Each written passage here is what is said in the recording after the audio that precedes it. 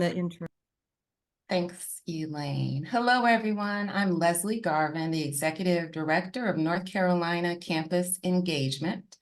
And as you may have heard, we had over 200 people register for this conversation today. And so we are excited to welcome you. For some of you, it is morning. And for my friends on this coast, on the East Coast, it is afternoon.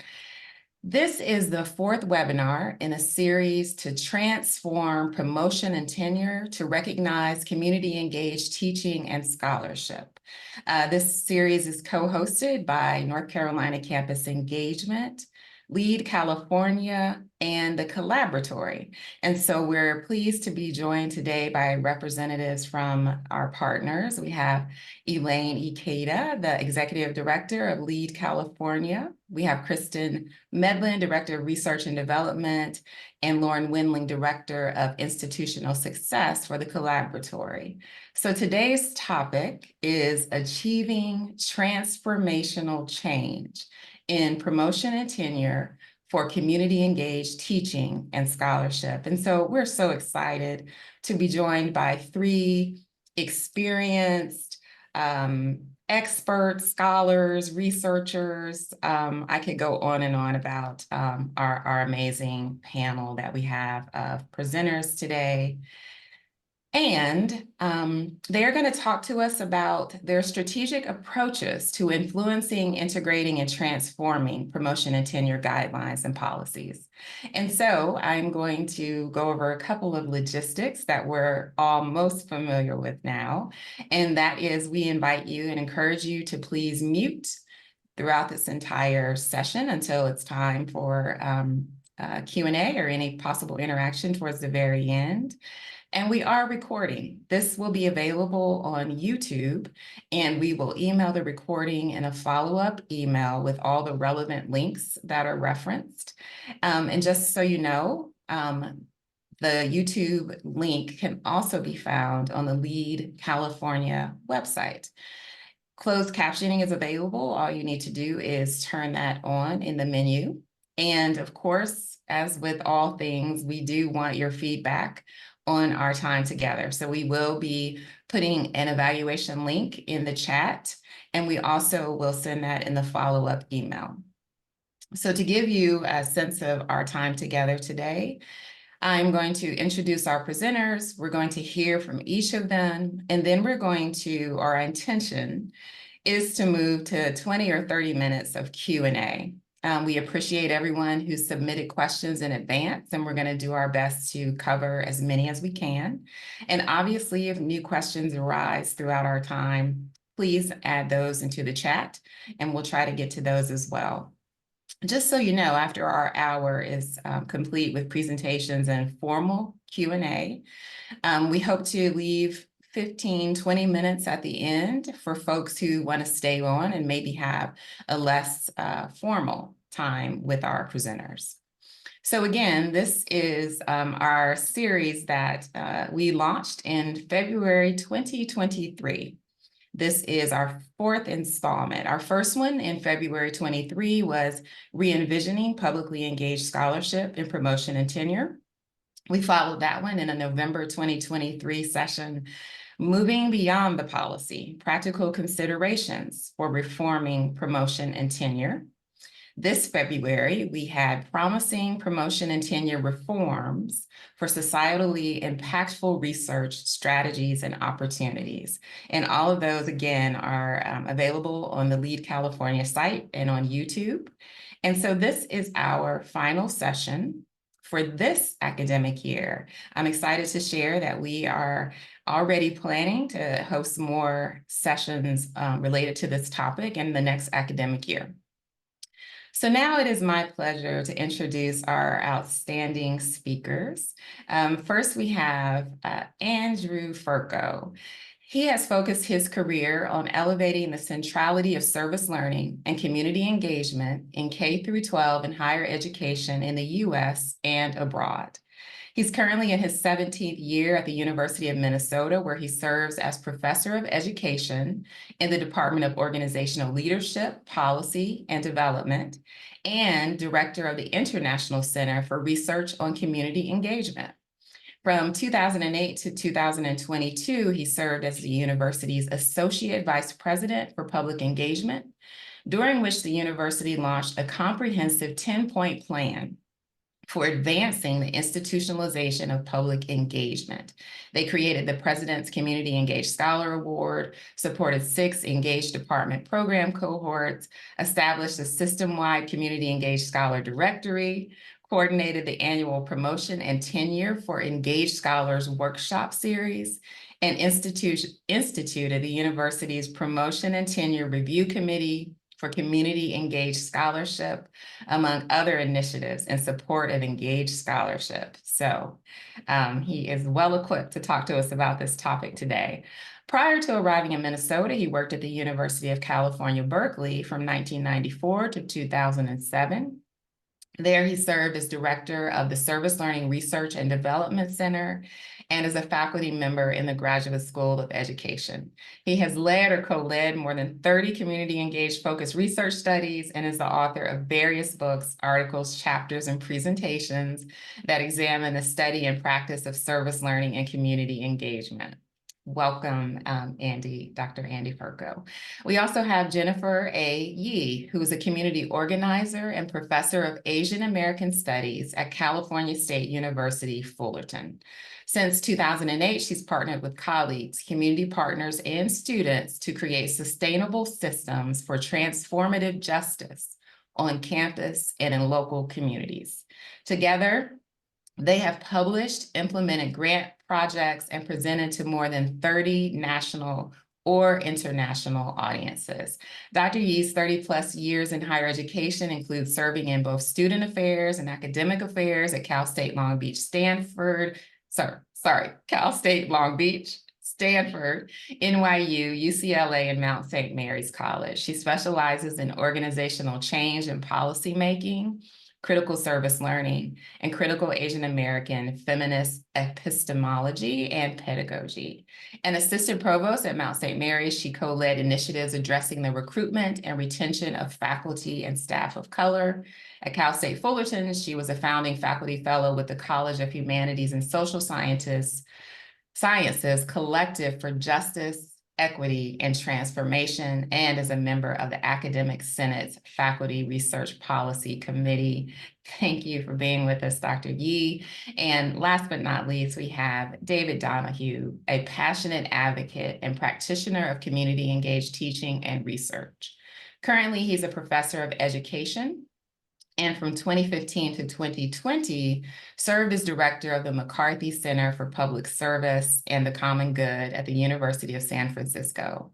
Before coming to USF in 2015, he was the interim provost and associate provost at Mills College in Oakland, California, and worked there for more than 20 years as a professor of education, where he taught and advised doctoral students, teacher credential candidates, and undergraduates. He is the author of numerous articles, chapters, and presentations on service learning and community engagement, as well as 2 books.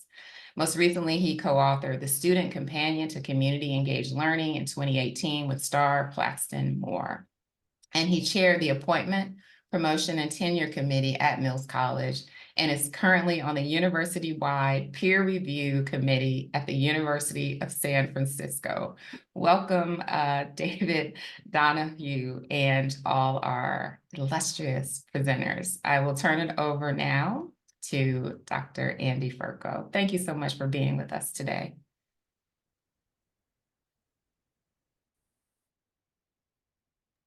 Well, thank you, Leslie, very much for that very kind introduction. And thank you all for this opportunity to be with you all today on this important conversation around achieving transformational change for P&T policies and community engaged research.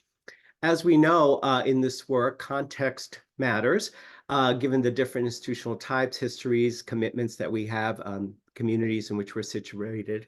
And this institutional context shapes and influences, obviously, the approaches we employ to transform our policies to embrace community-engaged teaching and scholarship and promotion tenure. And so the context of my experiences have been at public land-grant universities, currently the University of Minnesota, as Leslie mentioned. And as she mentioned, now in my 17th year, 15 of which I spent as Associate Vice President for Public Engagement, reporting to the Provost. And in the 15 minutes or so that I have for my portion, I'd like to just share a couple of key actions that my institution took that I believe really catalyzed and advanced our university's goal to make community engagement a more valued and important component of promotion and tenure.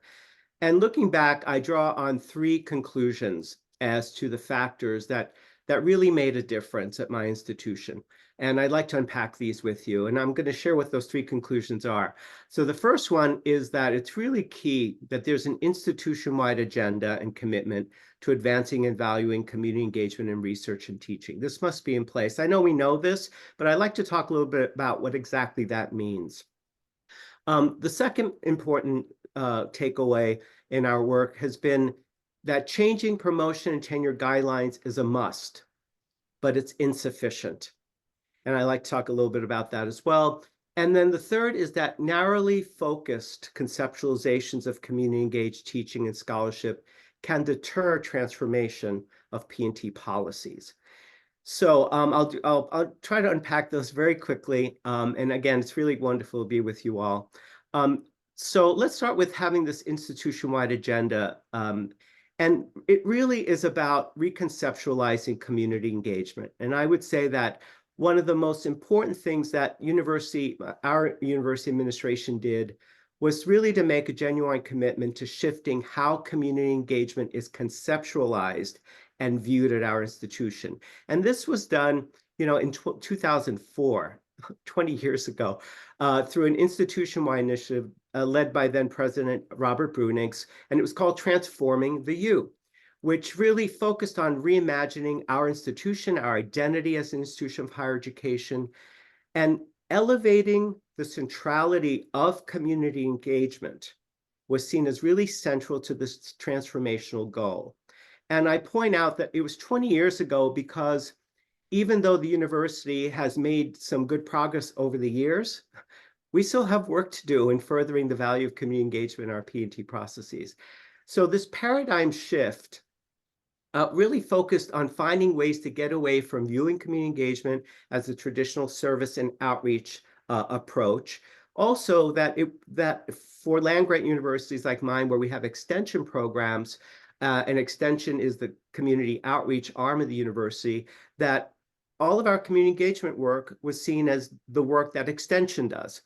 And this was a real challenge for us to really think about the rest of the university and what their commitment is to community engagement. And so the goal was really to say that public engagement is a critical factor for advancing all aspects of our mission, as you see here on this slide. If you can just click one more for me,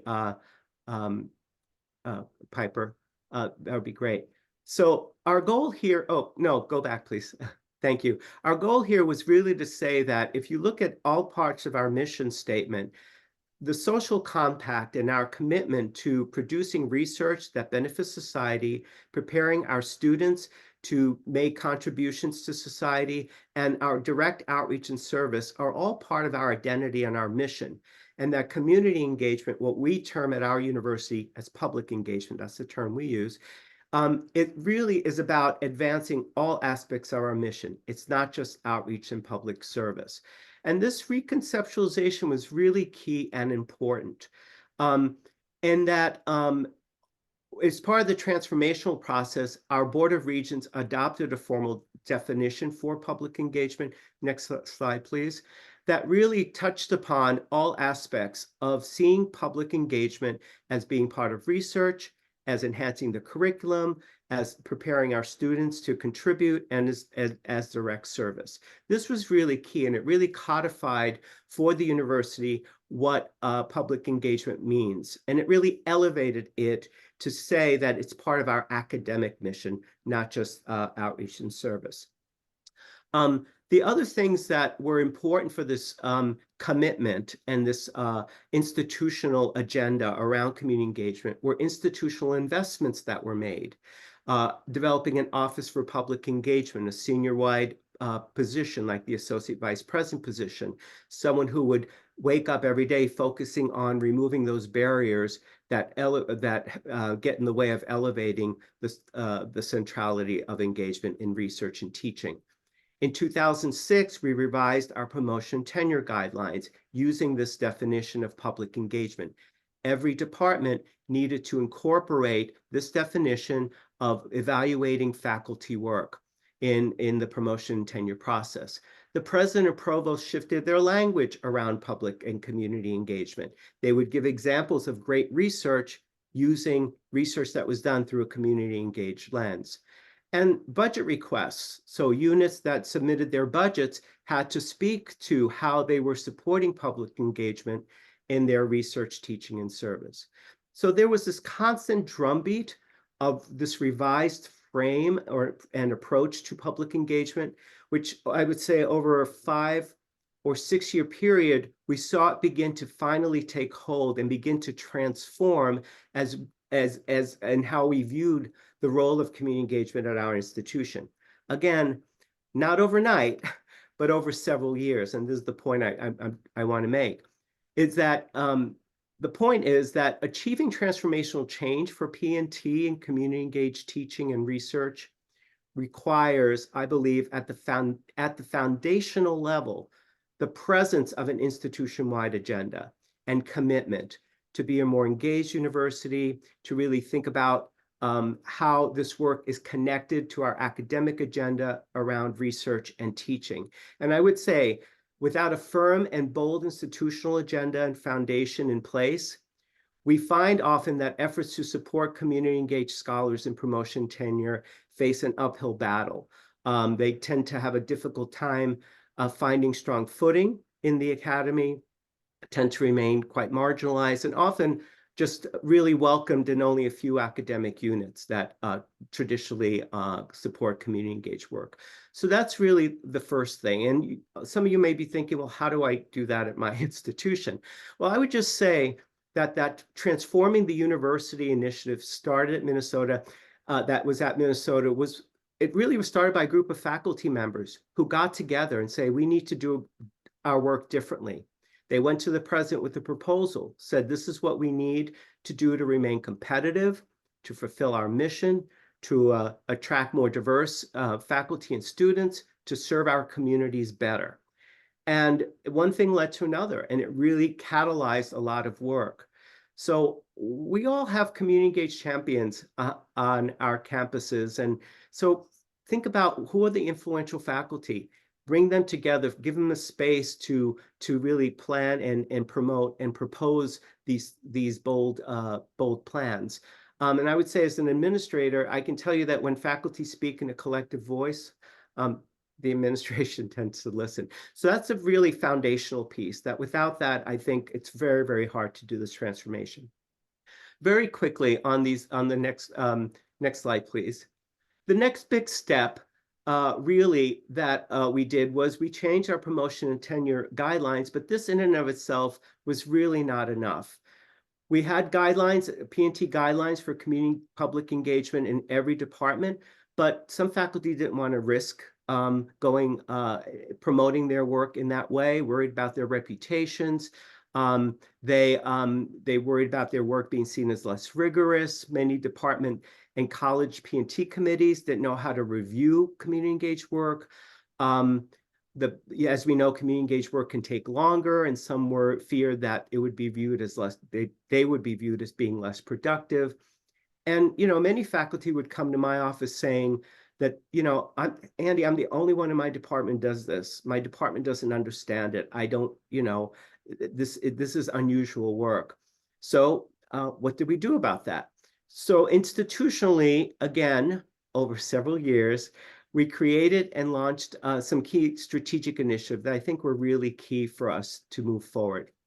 And part of the strategy, and again, this is about strategic initiatives that can make a difference in tackling these barriers. We were very intentional to work at all the different levels. Next slide, please. So we started with looking at, keep going. We started at looking at supporting individual scholars. And the individual scholars were needing workshops on how what the P&T process is, And so we developed this 3-part workshop with our vice provost for faculty affairs.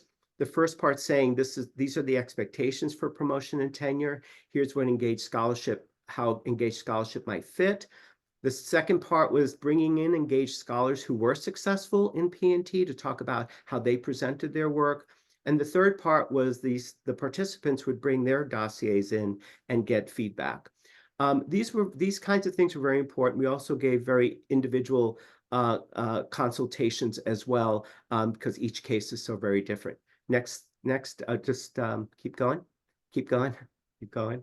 Thank you. Sorry about that. We also worked at the departmental level for engaged departments.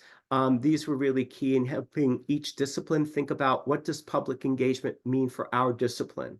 How are we defining public engagement? How do we see scholarship in our department around community engagement? So that was very important as well. Next slide, please. Next, keep going. Sorry. Thank you. It was also important to support the promotion and tenure committees. We did quite a bit of work with our department and college P&T committees, helping them understand what portfolios might look like, what might be contained in portfolios. Here are some examples of engaged scholars in your department and in your college. And these were very important. We also established, as Leslie had mentioned, a review committee for community engaged scholarship. And I'd like to just quickly talk about this. Next slide, please. This was a supplemental review committee. So engaged scholars could submit their portfolio to a group of community engaged scholars at the university who would do a supplemental review. It was a 3-panel group that would review the portfolio for quality and impact of engaged scholarship and determine the extent to which that work is of high quality. It's not a rubber stamp, but it's engaged scholars who understand the work. We built this off of the National Review Board for the Scholarship of Engagement, and Laura Lee Salmon was very helpful in guiding us through this process. And the promotion tenure committees can take that supplemental review and give it various weights. Some departments really value it, others say, okay, thank you. We don't really consider it. But this is an optional review process especially for faculty and departments where this work is very unusual. Next slide, please. And then keep going, sorry. Just keep going through the animations, I apologize. The other important thing was faculty were feeling isolated. We developed a community engaged scholar directory because we knew there were many faculty who do community engaged scholarship. Next slide, please. And so we developed a directory. And this is a directory where these are engaged scholars. You can search by college, by issue area. These are profiles that go right to their own department websites. And what's interesting about this, when we first started, we had maybe 100 or so scholars who are on the directory. And I would have people come up to me and say, Andy, you got this directory. I'm an engaged scholar. Why am I not on the directory? Well, we'd love to have you on the directory. And so there are now, I think, almost 500 scholars in this directory. What it does is it symbolizes this critical mass of work that's happening across the disciplines, across the ranks. And it really demonstrates this commitment and this movement forward of being a university that values this work. When I mentioned this, when I brought this up to my provost and we were looking at this, and I said to my former provost, look at who's on this. It was a lot of our early career faculty. It was a lot of our faculty of color, the future of our university. And so in many regards, promoting this kind of work and visualizing it creates a lot of great momentum. Next slide, please. And you're going to have to flip through a whole bunch of them. Thank you. And the last thing I think that was really important was establishing a presidential award. And so next slide, go right ahead. And this was something where colleges could nominate. We have 8 or 10 scholars who are ultimately selected by a panel. They receive $1,000 and they receive an award, a sculpture from a community artist. And from those 8 or 10 who are selected, one is selected to receive the Presidential Community Engaged Scholar Award, $15,000. And their name goes on this station, station that you see here. If you've been on the Twin Cities campus, we have what's called the Scholars Walk. And it's all of these stations of the Nobel Prizes and the book awards and the academies and all the major things that we like to show off. And so there's one for community engaged scholarship. And again, this is very important symbol of the importance that we give this work. These kinds of things all really matter. And so I just want to say that P&T changes are great in our promotion tenure, but it's insufficient. And it's really important to be strategic in tackling these barriers and these other factors that make a difference, and to do that at all the levels. My time is up, so I'm going to go very, very quickly towards this last thing. And that is that, keep going, thank you.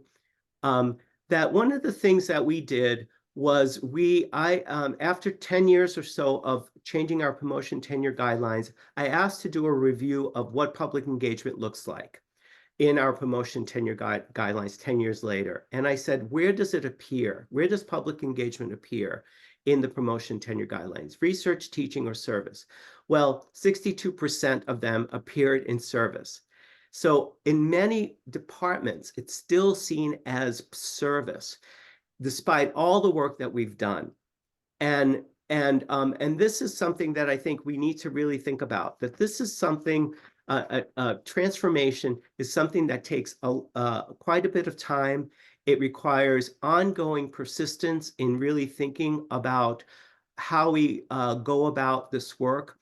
And one really important lesson learned that I want to end with, next slide, please, is that when we looked at the terms that we used, even though we had a definition of public engagement, there were 38 different proxy terms that departments used. And each department has its own discourse, its own language around public engagement, even though we had a university-wide language. So, and this makes sense. When conducting community engagement, teaching and research in different disciplines, the purposes behind community engagement work is different. The stakeholders are different. The kinds of engagement activities are different. The societal issues are different. So, and their experience with and the history of engagement is different. So the disciplinary norms become really, really key and really important. So next slide, please. So I want to just end with this third thing, that achieving transformational change cannot be done through a one-size-fits-all methodology. We really need to be open to all forms of community engagement approaches, all the different pedagogies, methodologies, epistemologies, if we want to legitimize community engagement across the disciplines and across the academic units. Because again, each unit, if we say this is public engagement, this is community engaged scholarship, and this is not, I think we run the risk of really deterring us to be able to do transformation institution-wide. And I'm going to end right there. So thank you so much for your attention.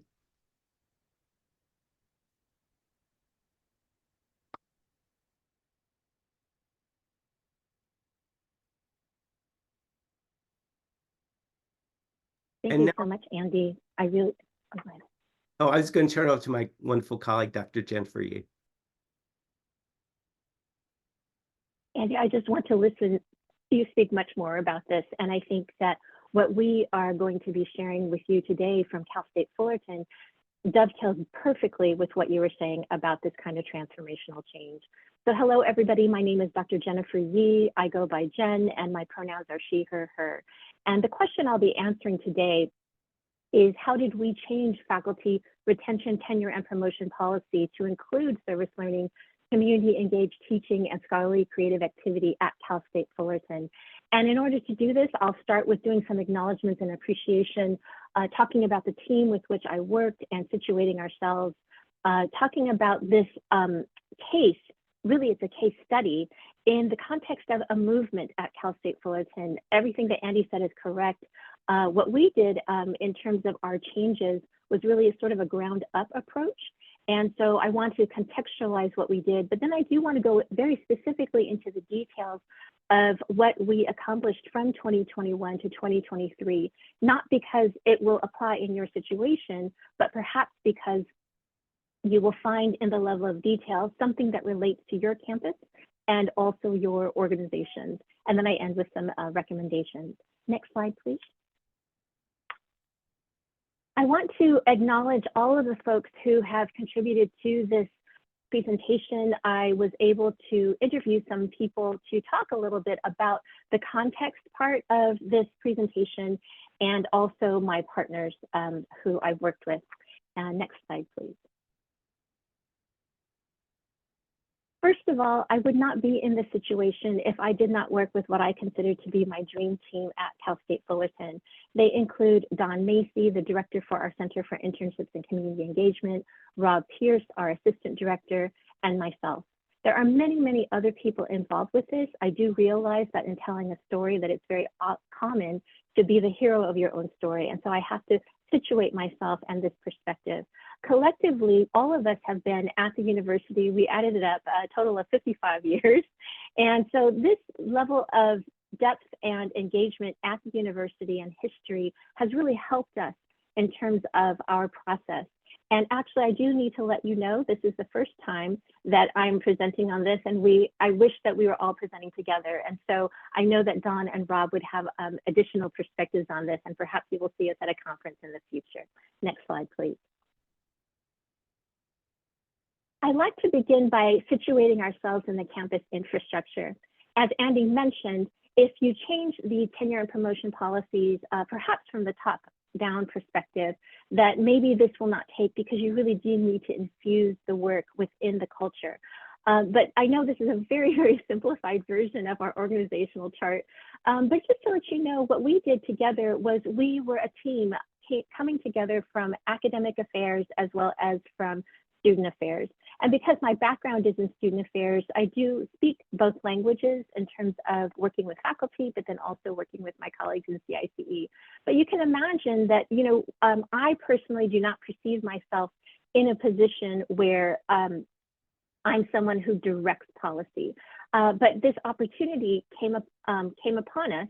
And because we actually, I have worked with CICE for many, many years to create and institutionalize a service learning class, we are a team that has worked together. And you can see where our approaches are in terms of academic affairs. I'm in one of the colleges in academic affairs. CICE is in one of the areas of college access. And so you can see again that the approach that we're taking is really a grassroots approach within a massive organization. Next slide, please. There is a lot of detail in the next two slides, and so I'm really glad that the slides will be coming to you. I'm going to be giving you a brief context for our movement, and what I say is how we got to the point in 2021 to 2023 that we could do this kind of work together. So first of all, in terms of our classification, Cal State Fullerton used to be a master's classification and only recently was able to achieve R2 status. As of spring of 2023, we are the third largest of 23 campuses in the CSU. We have 110 degree programs, half of which are undergrad, half of which are graduate, and we have more than 40,000 students and quite a diverse campus. We are both a Hispanic serving institution as well as an Asian American, Native American, Pacific Islander serving institution. We have those statuses. In terms of financial support for community engagement, I know I don't have the complete picture, but what I do understand from Don is that with the movement of service learning and community engaged teaching in the 80s and 90s, our California governor issued some funding for call to service. And this was not a lot of funding back then, but they did do that in 1999 to 2000. And that's when Dawn was hired. And she was initially hired to do service learning in the freshman programs. And then that transitioned into being a staff member in the Center for Service Learning, and then also ultimately moving into her becoming the Center for Internships and Community Engagement Director.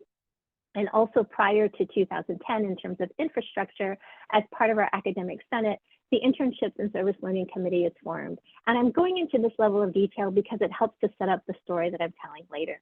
In addition, I know you can't see this, I apologize, but in 2004, we did have some movement in another part of the university in our College of Education. For the first time, the College of Education was established in 2004. And because of the faculty who were in the College of Education and their work on just, equitable, and inclusive education and having a task force, they started to really question how to place the credit for public scholarship, community engaged scholarship in their department personnel standards, which I will explain a little bit. And so you can see they have created language back in 2012, back in 2016, that is very much along the lines of engaged scholarship. And I know some of you had questions when you filled out the registration form. What is some of this language? We do have some, suggestions for you. And so that is something that you can access after this presentation. In addition, since 2008, I have worked with a number of community-based organizations to establish a service learning class in Asian American Studies, and it became the first class at Cal State Fullerton to earn general education status. We have also, as you heard in my bio, presented and published together, and it's really been such a wonderful experience that I was hoping through this process of changing the tenure requirements that other faculty could have. Next slide, please. In terms of our campus governance structure, it's really important to understand certain structures that we have so I can tell this story correctly. On our campus, we have an academic senate. It is a university governing body, which means it's not only about faculty, but it also has staff, it has students, and so it really does govern the university. We govern ourselves with something called university policy statements, and we have academic senate committees. And in those academic senate committees, they craft language, they submit it to the academic senate, and then the academic senate looks over language, reviews it, revises it, and then makes recommendations to our president to approve. And generally, because they have a collaborative relationship, the president and provost approve the language.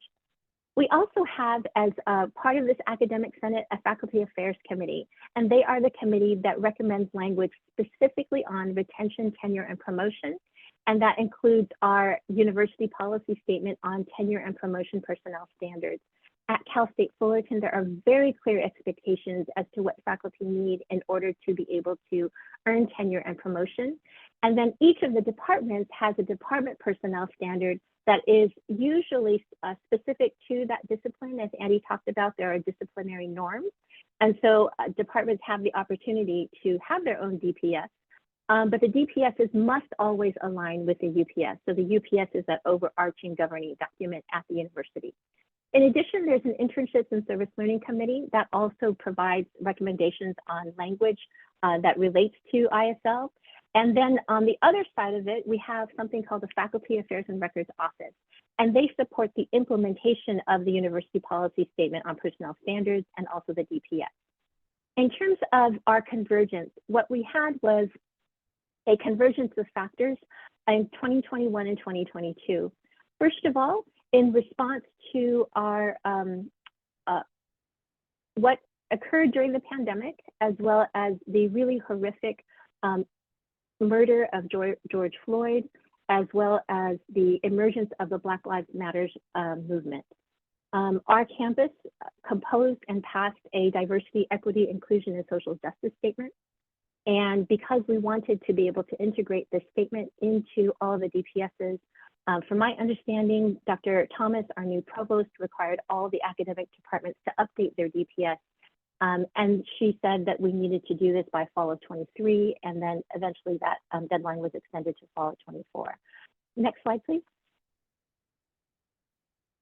I'm not going to go into the specifics of what was in this new this personnel statement at Cal State Fullerton, but there was language that was very clear that our department personnel standards need to reduce barriers for the tenure and promotion and retention of our faculty, in particular our faculty of color. And so this language I have included here. Next slide, please. So what did we do? Don, Rob, and I, with our colleagues, initiated and strategized and proposed language to change the UPS 210 tenure and promotion personnel standards And so now what Andy was talking about was prior to this, service was the only area in which faculty could get credit towards their tenure and promotion in their service area. But now the UPS includes in teaching that faculty could get credit for their service learning and community engaged learning and teaching, as well as engage with community. And while it might seem like these phrases don't account for a lot, what they have done is they have opened up the door for departments now to include this in their standards and to include more detail. And so what we also did was Rob did a document analysis of all of the department personnel standards for all of our departments across campus. And he was able to compile some wonderful language that we then put into a resource guide with suggested language. And this is a resource that is publicly accessible to all of you. Why did we do this? Again, you can see the reasons in terms of retaining our faculty, supporting service learning, civic and community engagement, and in general, ensuring that we could support our faculty for the future. Next slide, please. So really, how did we do this? And we came together with a 3-year plan. And this is a picture, and I thought this picture could explain what we did better than if I just had a lot of words.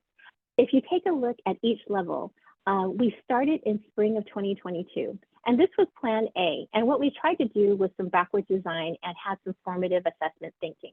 And we said, all right, if all of our departments need to have their DPSs revised by fall of 2023, let's work backwards.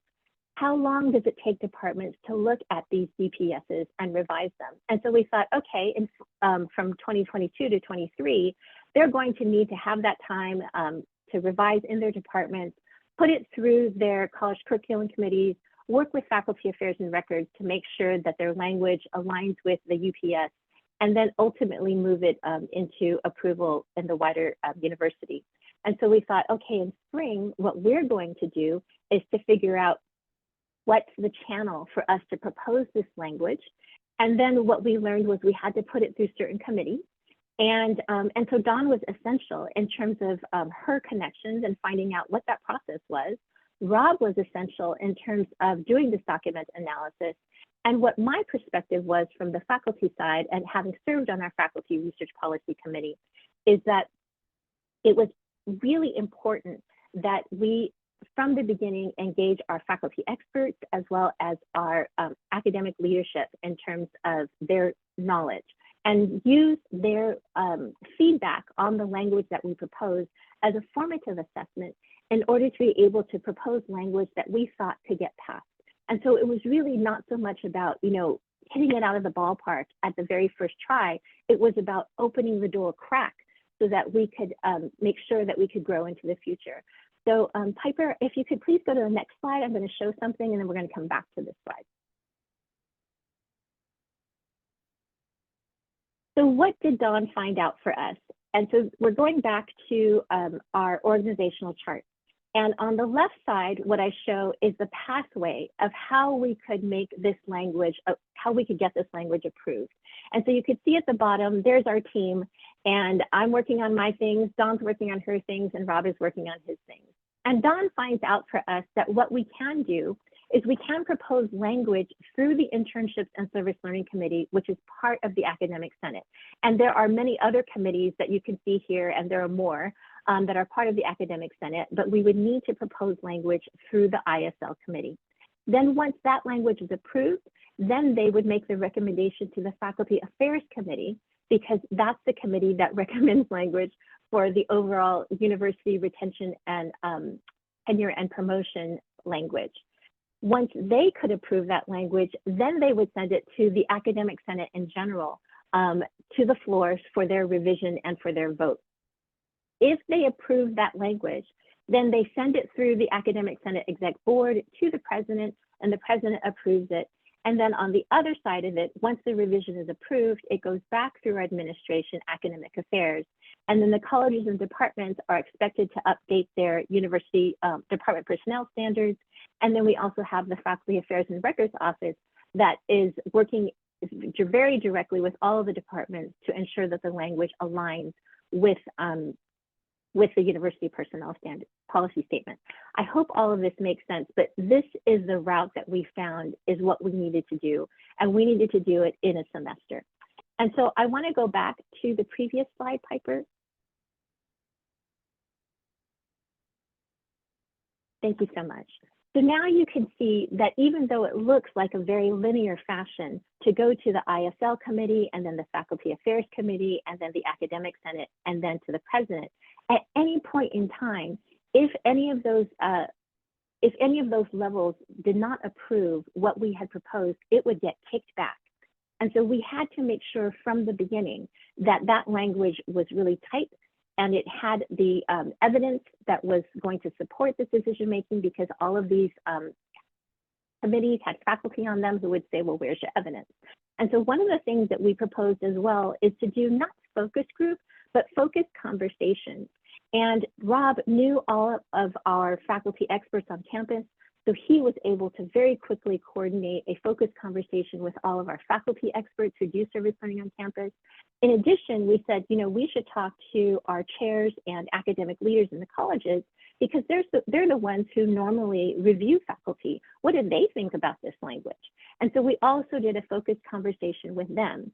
And what I did was I drafted the proposal and then facilitated those conversations so that we could ensure that whatever we submitted had the best chance of getting moved forward along this particular line. And so what I want to be able to show is this was our ideal, was that by the end of the spring semester, we wanted to have the revision and this very small language included in both teaching and scholarly and creative activity in our university policy statement. And so Piper, can you advance 2 more slides, please? So this is our plan A, but we had to go to plan B. And this is what actually happened. So that semester, we did everything that we could. Language went through ISL to faculty affairs. Language went from faculty affairs to the academic senate. What happened in faculty affairs and academic senate, as far as what we understand, is that they really only understood the rationale to include the language in teaching in the UPS.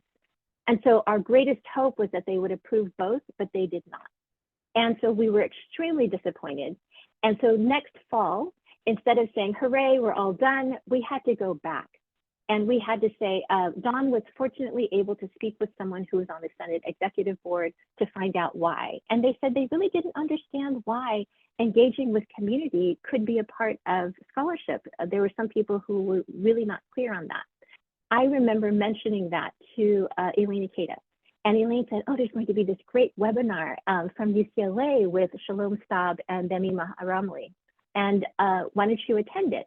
And when I attended it, it was wonderful because they had perfect timing, a report from UCLA about linking community engaged scholarship and also supporting faculty to be able to earn tenure. And so what I was able to do was I said, okay, Don and Rob, shall we recreate this rationale and then send it up again?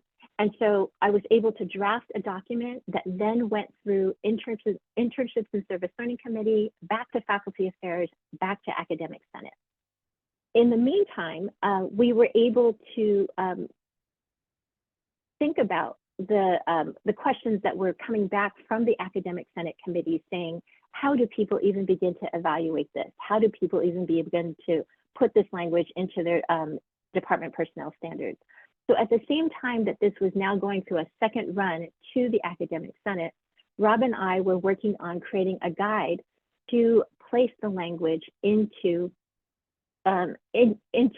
department's personnel standards. What we were able to do, which was really wonderful, is we contacted our faculty affairs and records office and spoke with the director, the executive director, and he very, very kindly said, I love this. I'm going to be putting it into my slides. Can you create a slide for me? We did that. And what we were able to do was to work on both sides of the house to push this initiative forward in terms of the proposal, and then on the back end to provide that language. And then now, because there is an extension for faculty, for all departments to submit their revised DPSs to 2024. This past academic year, our departments have been incorporating this kind of language. Next slide, please. I need to wrap up here. Apologies, Dave, in terms of your time. But in terms of some exciting news, in terms of next steps, I did learn from our former chair of the Academic Senate that Cal State Fullerton now is in the process of expanding on the language that was included in the UPS, because while it says you can engage with community in the university, in the policy statement, the faculty and the university has been asking for more direction. And so I was super excited to hear about that, because that is exactly the direction we want to go. We cracked open the door, we put some language in, and now it's going to grow. And that's really the community organizing aspect of this. I want to encourage folks, because I know that you can see that we've been doing this work for multiple decades, that to see your work as part of a movement. And even if you're only doing a little bit at a time, look at it as a relay. You can do what you can and then pass it on to the next person. I highly recommend constructing a community organizing team. Don and Rob continually tell me that it was so important that as a faculty member in academic affairs, that I could work with them. I do need to let you know that I was working as a consultant with them. They did buy out some of my time so that I could help with this process. And so that was part of the investment that they made, and I think it's for the better of our university. From the beginning, I think we need to involve campus experts and key stakeholders.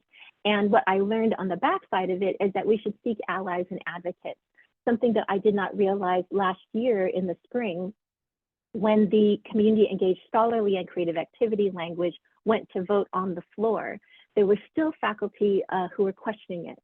And what ended up happening is one of our colleagues in education was able to be consulted, Dr. Rosario Ordonez Hasis. And when they said, well, we don't understand this, who knows about this? Rosie was able to say, oh my gosh, in education, we've been doing this for a very long time and it's not a big deal. You know, like just pass it already, right?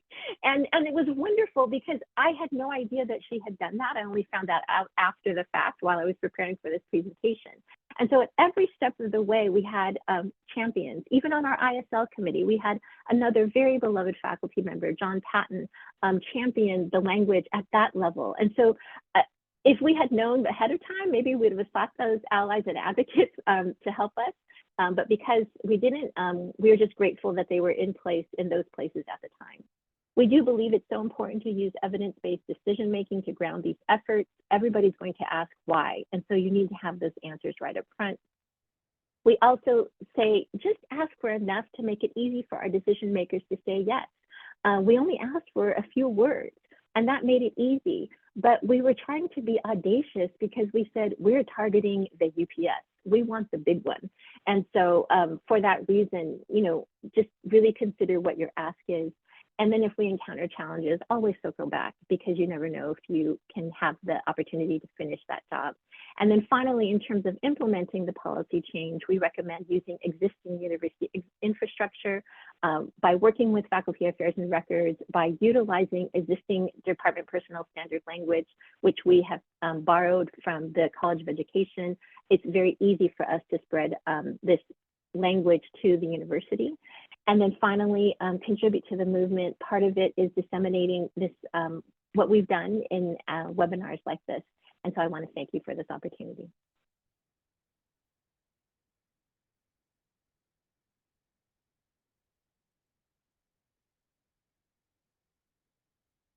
And I will now turn this over to Dave Donahue. Thank you so much.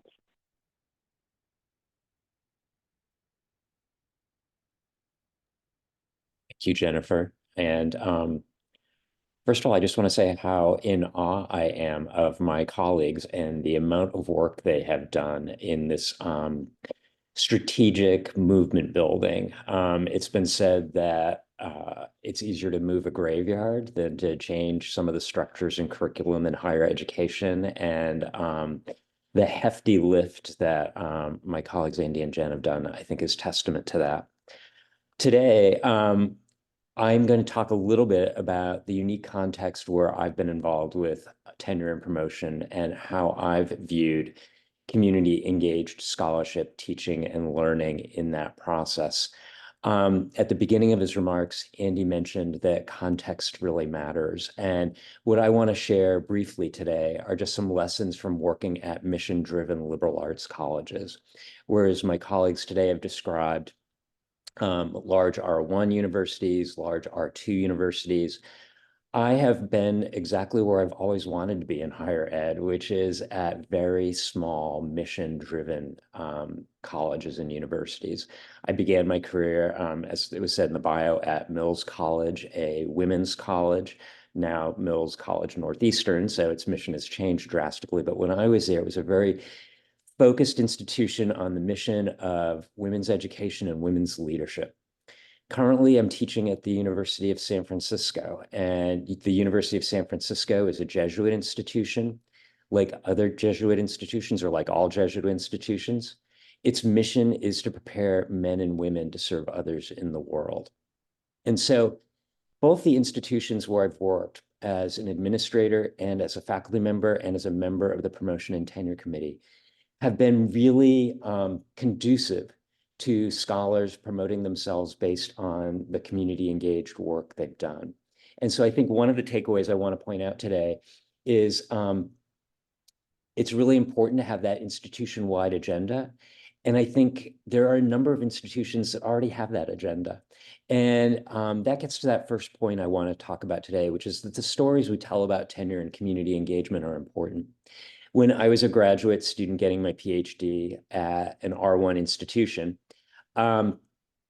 my advisor, my dissertation chair, told me that I'd probably never get tenure doing community engaged work. And he said that from a place of love for me and care, and wanted to give me the best advice and best mentorship. And yet, I think he was thinking a lot about the context where he was. And the context where I wanted to be was very different. And in fact, small institutions, mission-driven, particularly I think faith-based institutions, can be very supportive of this work. And I think it's really important to hold the institutions to that commitment through these processes.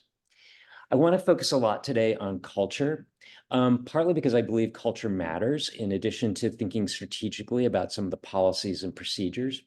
But also I wanted to focus on culture because at the institution where I work, it's probably going to be next to impossible to change the policies and procedures, at least in written form, around tenure and promotion.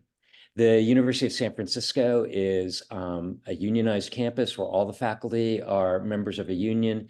We have a collective bargaining agreement with the university, and all the tenure and promotion guidelines are in that collective bargaining agreement, which was actually originally drafted sometime probably in the 1950s and has very vague language about going up for tenure and promotion and demonstrating excellence and outstanding work and leadership in the three areas: scholarship, teaching, and service. Because it's not likely to get reformed, because when both sides go to the table, including faculty, they want to have fewer things that they're negotiating. And for faculty, we want to negotiate things like salary and teaching load. And so opening up too many items, including tenure and promotion, has never been and probably won't be on the agenda. When I first came to USF, I remember reaching out to someone who was the chair of the university-wide peer review committee, which is what we call our tenure and promotion committee. And I asked, how are people going up for promotion and tenure treated in terms of community engaged scholarship and their work? And she reassured me that it really wasn't a problem, which made me want to actually see for myself. And so I ran for the tenure and promotion committee, and I'm really glad I'm there because what I see is the opportunity. I think the university is incredibly supportive of people doing community engaged work as they go for the tenure and promotion process. The university requires community engaged learning graduation requirement of all undergraduates. There are awards for community engaged faculty, so that larger culture exists. And yet when tenure and promotion committees meet, it's really easy to slip into easy habits of evaluating people based on metrics that maybe aren't always the best standards of who's doing the best work, including the best community engaged work. And so I want to talk a little bit about how educating colleagues going for tenure promotion and educating colleagues who are on promotion and tenure committees is really crucial. One thing that I think is important is really reframing what it means to do outstanding teaching. As someone who has served on the promotion and tenure committee at 2 different colleges and universities, I know that one of the first things that people do when they're looking at a colleague's teaching is they look at the graph of teaching evaluations, which will tell when the colleague had a semester that was above average or below average or at average in terms of teaching effectiveness as measured by student surveys. And I know when people are going up for tenure, and I remember putting together my own tenure packets as well, we always get really nervous about how our tenure or how our teaching evaluations will look and what will students say. And so one of the things that I think is really important is to reframe what outstanding teaching is. It's more than just being above the average for the university or average for your college or average for your department line all the time. It's not unusual for a colleague to have their teaching evaluations, for example, dip. Maybe the first semester they are doing a community engaged course because they're working with new moving parts. They're getting to know a community partner. It might be that the course is challenging students' previously held beliefs. And so there's actually student resistance, and that needs to be framed as well for students to think about that as part of their learning. All those are the kinds of things that faculty going up for tenure can be making explicit in terms of thinking about how they're outstanding. That's beyond just what the graph on their teaching surveys says.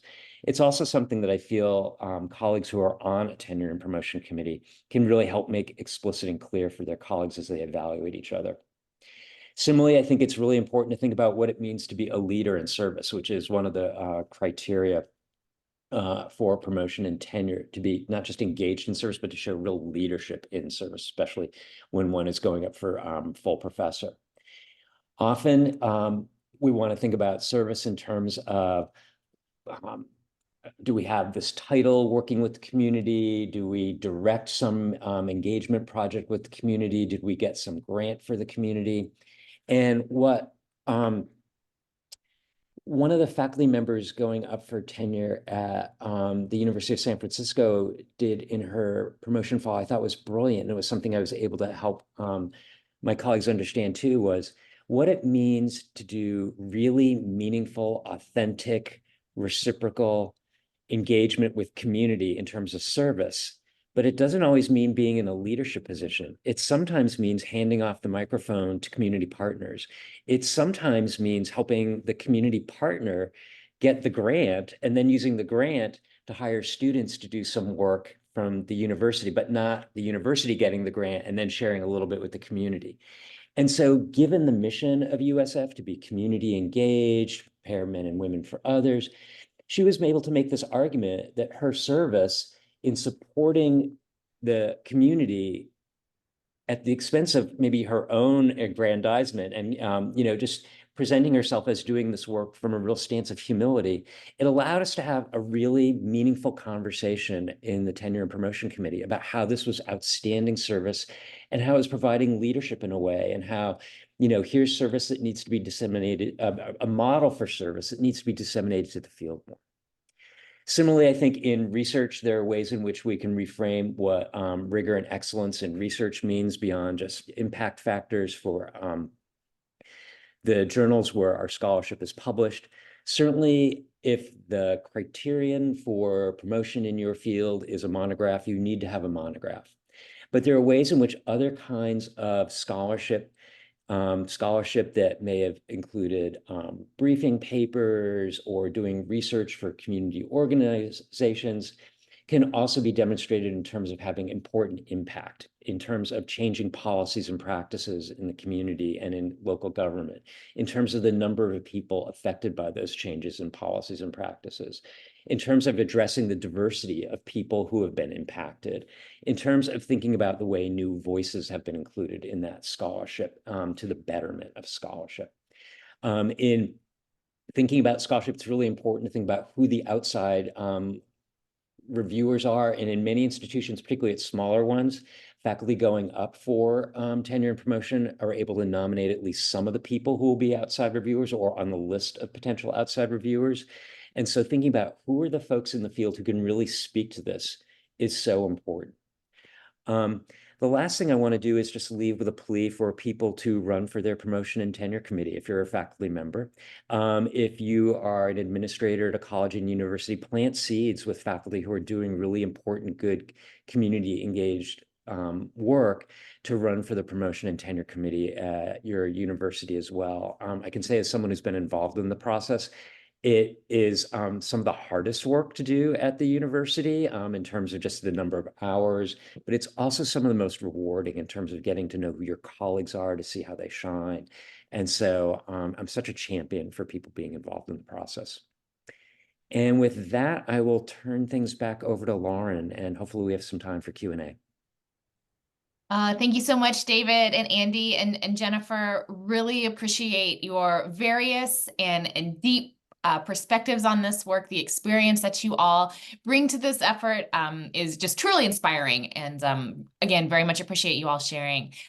We have, I'm going to take maybe 5 or 10 minutes here for some guided Q&A, and then we'll kind of open it up to, as we mentioned before, have a little bit more informal conversation with our presenters. So the questions that I've seen in the chat and those that came in with folks who had registered for this session really boiled down to kind of 2 different considerations for this larger work, if I had to, boil them down so drastically. Really thinking about culture and culture change and how this work is affected over time, as you all mentioned, and then also to the topic of evaluation, specifically review committees. So I'm going to ask one question from kind of each of those buckets, and we'll just invite all of you or anyone who would like to respond. When thinking about institutional culture as it relates to this work, and you all hit on this in various ways in your sharing, could you speak a little bit more to the tensions that exist between the different silos or units or groupings within an institution, and how it is best for us to consider building capacity for incentivizing this type of work, guideline reform, evaluative metrics reform? How do you build capacity and incentivize folks in doing this work, respective of either a top-down or a grassroots approach, respective of the different silos that exist within a campus? I know you all kind of approach this in different ways, be it top-down or grassroots up. But if any of you would want to jump in to talk about that tension in terms of like institutional silos when approaching this work, that would be much appreciated.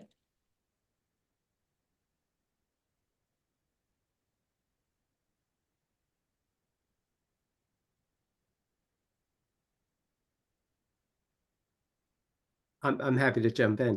So Jennifer really talked a lot about this in terms of discourse and language, around being able to navigate all the different interpretations and understandings around what this work means, and Dave as well, in terms of what is scholarship and what does scholarship means. I think the real challenge we face is these disciplinary norms that I think we all touched upon, that we all have our own standards within our disciplines of what scholarship means, what is evidence of scholarship. But I think at the end of the day, to be able to pull this all together, it goes back to that mission fulfillment and thinking about, why do we do scholarship? For what purposes? To what end?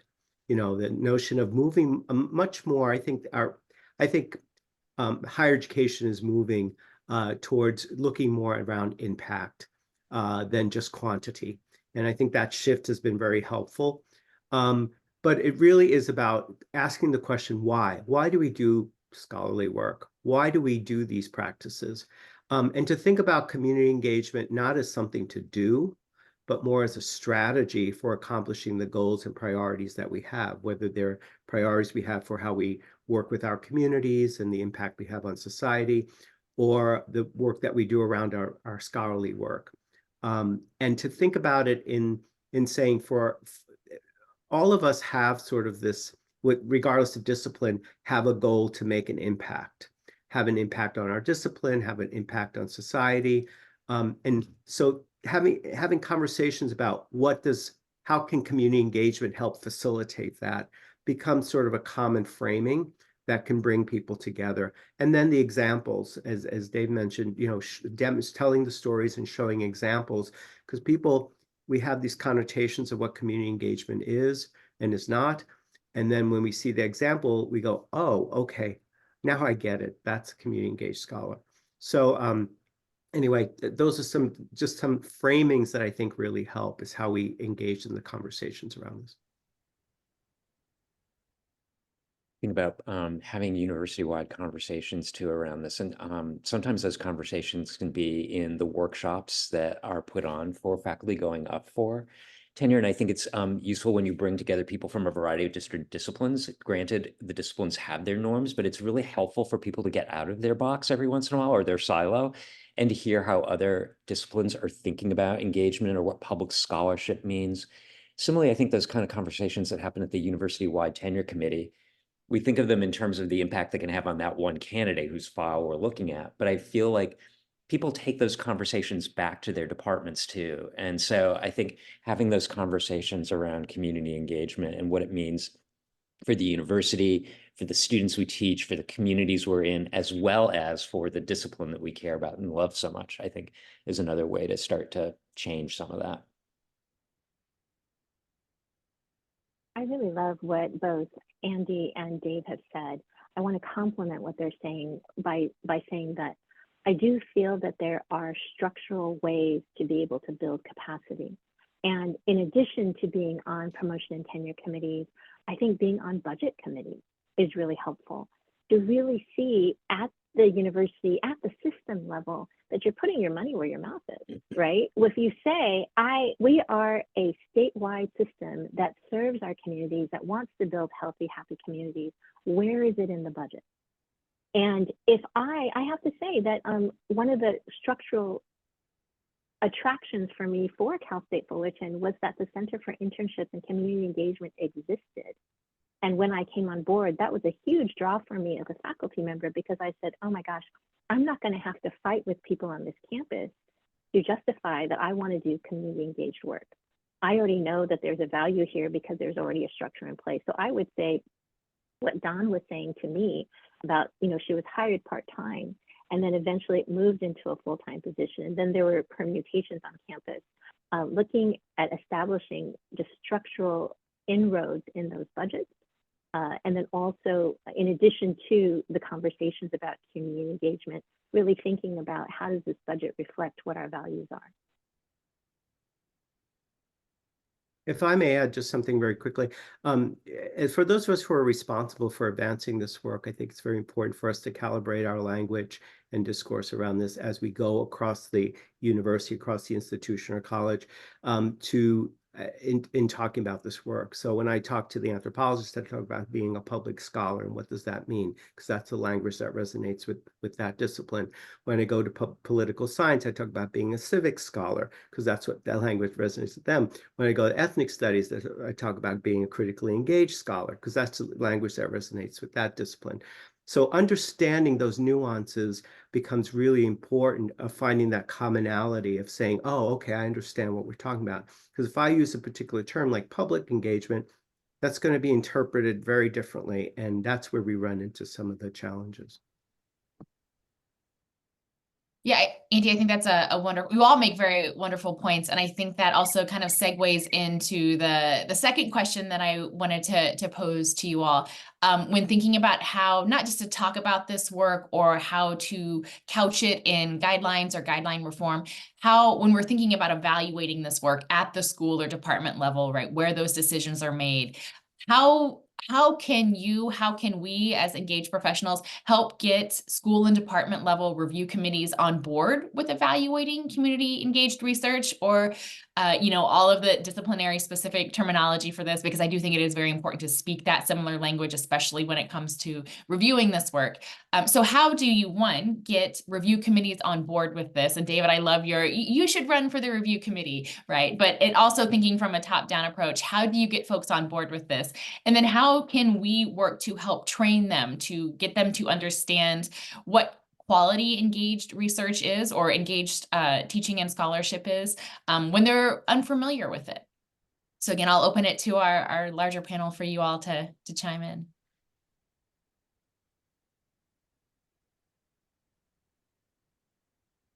I'll just share one thought. Here in the School of Education, we actually, in our doctoral program, have a course called Public Scholarship. And so I think the fact that we are preparing our own graduates to be public scholars means that says something about the culture of what we have here in the School of Education. And so then that informs the conversations we have about our colleagues and the kinds of scholarship they're doing and what we value. And so we're all on the same page. And so I would just offer that as maybe another example of a way in which to think about change beyond just the committee itself, but how the curriculum can reflect what people value. And if that's what's valued, then why wouldn't we value it for ourselves too? I think that question is really wonderful because that is exactly the question we're grappling with on our campus now. Now that we have this language, how do we begin to help our committees to do this?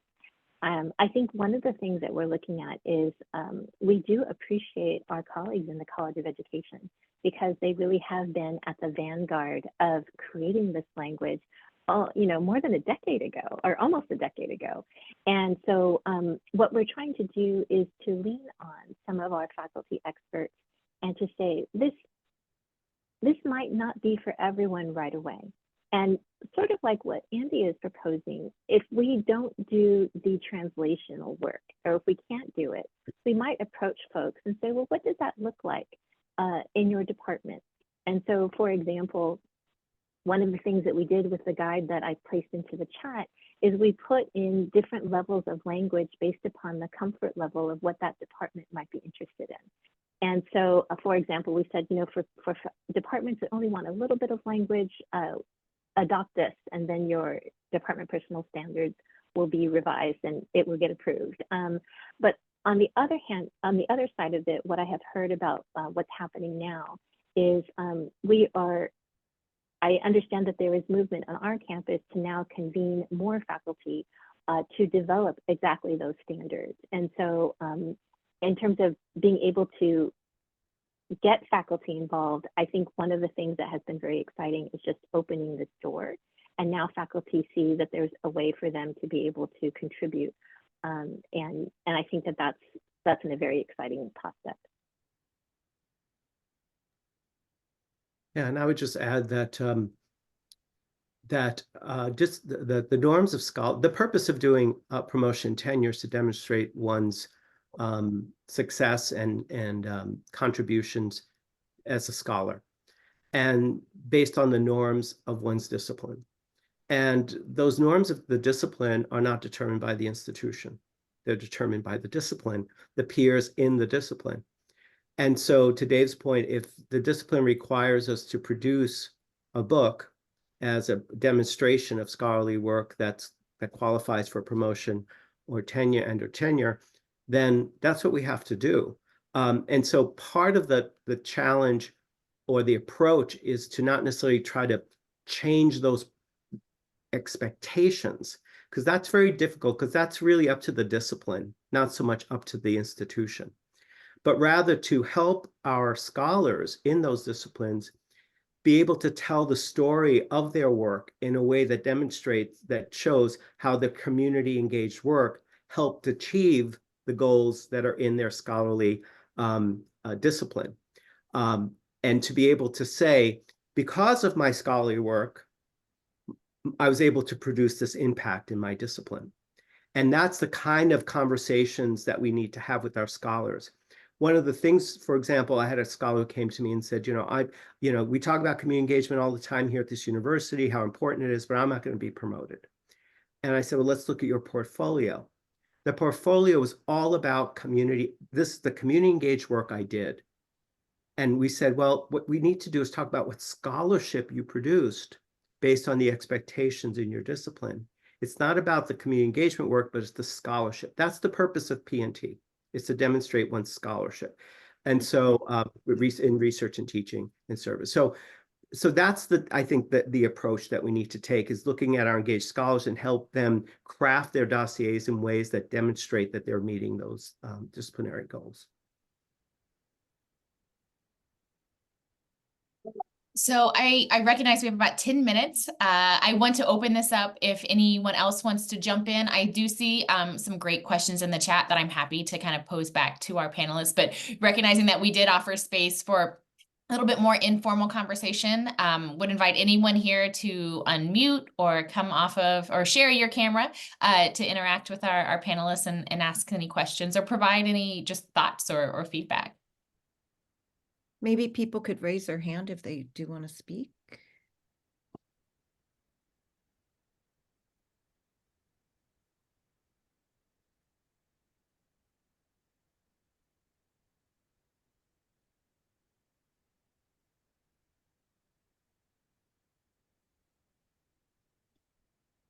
And you can also do a cascade of appreciations for our speakers in the chat as well, if you'd like. Rob. Hi there. I put a question in chat, but I'm happy to articulate it. I just want to say thank you to all the speakers. Thanks, Jen, for name checking me. Love it. Thank you. Doing all the work.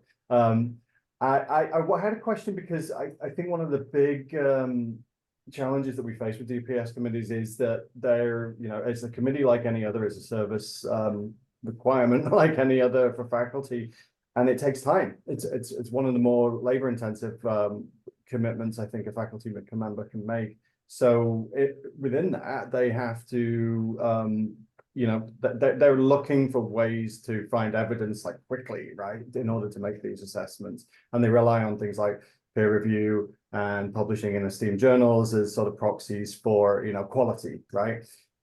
So I was really fascinated to hear Dr. Furco's about the committee that you set up that sort of offers assistance in assessing the quality of community engaged scholarship to these committees, because I think a lot of them probably view that as and I have based this on nothing, but I assume it, they view that as a barrier, right? So I'd love to know more about the work you've done in that area, like what the output looks like what they provide to the committees in order for them to bolster their assessment and become more comfortable with assessing it as a quality part of the submissions. So I wonder if you could speak to that.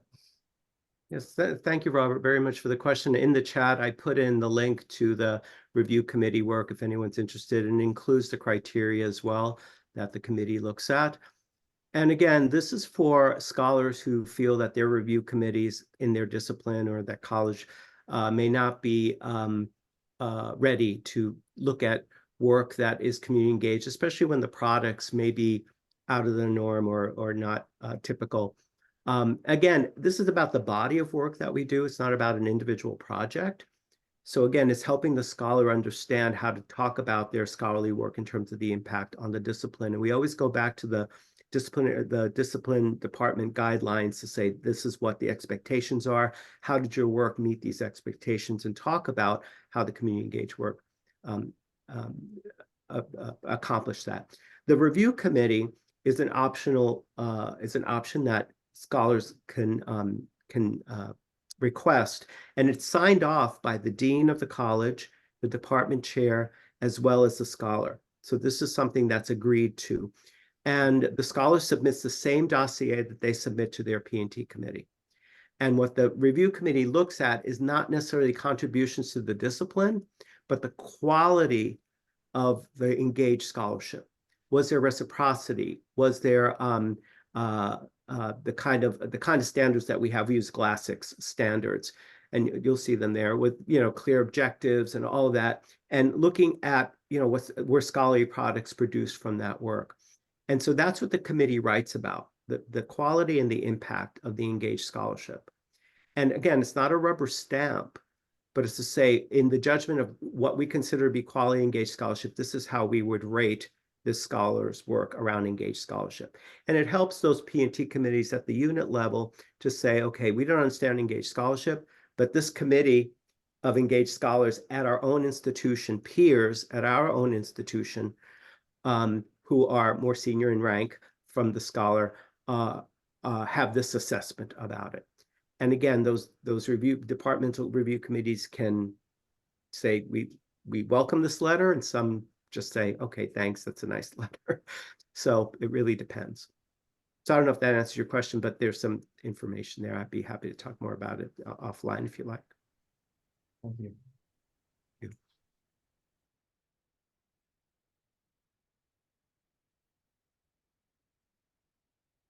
We'll leave some more space if anyone wants to jump in, or as Elaine suggested, raise their hands. I will mention though, before everyone else hops off at the bottom of the hour, that in the chat, there's a few links to an evaluation form. So we appreciate you completing that. If you have a few moments to spare, that will help to inform our webinars that we hold in future. And then in a few days, you will receive an email with all of these resources that have been shared, the slides, the recording, anything that has been wrapped up in these last 90 minutes. So I recognize we've got about 4 minutes left and want to be respectful of everyone's time. So I will leave it there. Again, a huge thanks to our presenters, to Elaine and to Leslie, to NC Campus Engagement and Lead California for their partnership with this work. Thank you all for joining. We'll keep the Zoom open for another few minutes if anyone wants to engage in a conversation. Yeah, Brian, I see your hand up. Jump right in.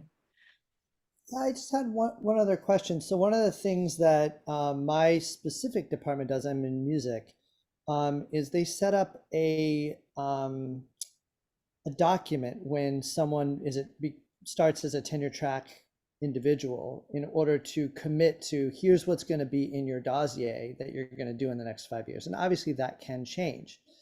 However, I'm wondering how something like that might get navigated within this process. When you start a position, you may not know anyone in the community, and it just takes time to identify what a project is or maybe navigate through that. So I'm just wondering if there were any structures or policies from any of these institutions that address that challenge.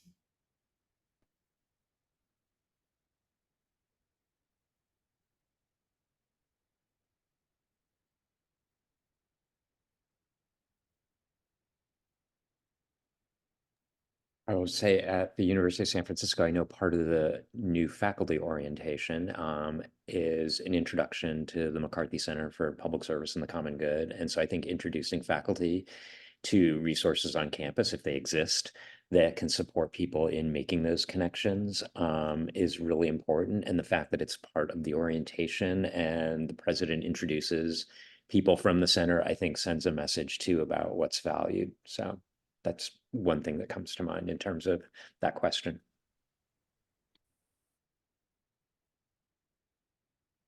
And I don't mean to call out Rob, but that is a question that I would turn to Rob to answer because he has a better sense of the landscape on campus. So I think in terms of what I know from my perspective as a faculty member, I have a very limited amount of knowledge. All I know is in my particular department, particularly in ethnic studies. We try to do our best knowing that we have faculty who are experiencing a lot of cultural taxation. And so we try to do exactly what Andy has talked about because we have such an interdisciplinary department. We try to meet with our faculty regularly and say, you know, what is it that you are thinking about? And trying not to discourage any faculty, but trying to say, all right, in terms of framing how you're going to present your narrative, understand that this is your audience, understand that these are the metrics. And even though you have a particular language, and that's a language that has a lot of passion, and that has what brought you to us, we don't want you to deny that, but we also know that if you only have 1,000 words to describe what you're saying, how are you going to selectively choose what that is?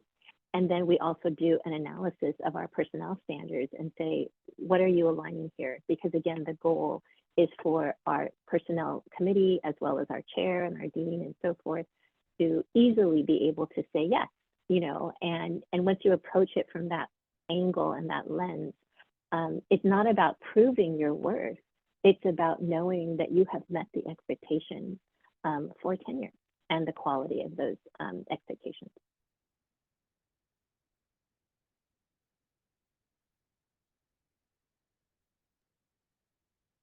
All right, well, it is officially the bottom of the hour, so we're going to say thank you once again to our three wonderful presenters and everyone who